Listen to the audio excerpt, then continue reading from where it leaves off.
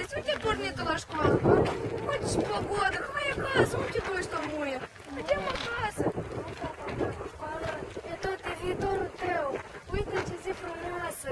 O să înveți lucruri foarte bune la școală. Care școală? Adică de bani, să fie un om învățat în viață. Care școală? Că să-i internet, este caută pe telefon. Dumnezeule, ce de pe internet. Ascultă de la cei mai mari și buni.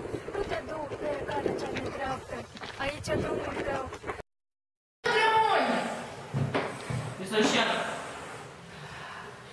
Tragi mediana, latura asta, egal cu latura asta. Iar pentru o patruță.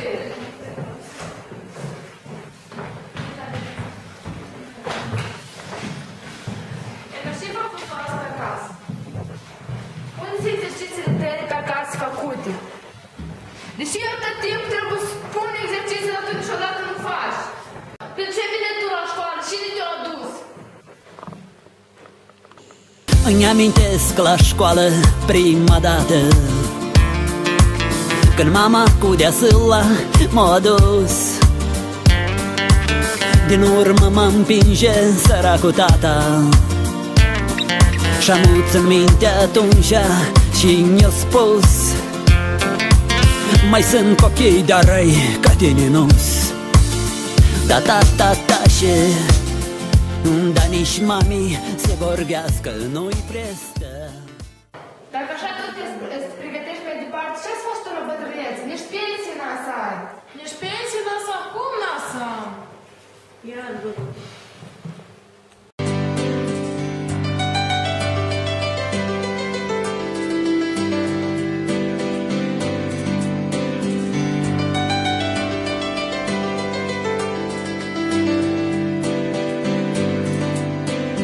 O să-mi iei tot cea mai scump pe lume, proteza, baticul, ochelarii de vrei. O să-mi iei pisica sau țuica de prune, să mă las să beau doar ceaiul de tei, dar să nu-mi niciodată pensia.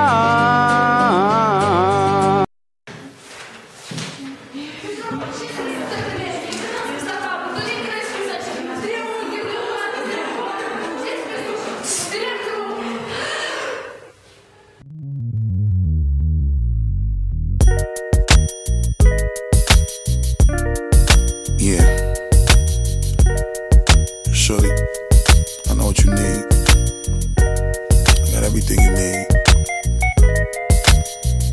I promise I ain't gonna hold out, nigga. I'm gonna give it all to you, baby. Swear bond. Bust it. Baby, if you give it to me, I'll give it to you. I know what you want. You know I got it, baby. If you give it to me, I'll give it to you. As long as you want. You know I got it. Baby, if you give it to me, I'll give it to you. I know what you want. You know I got it. Baby, if you give it to me, I'll give it to you. As long as you want. You know I got it. We've been together for a few years, shed a few tears, called each other nickname like Sugar Plum and Pooh Bear. I'm always on the road, hardly ever home.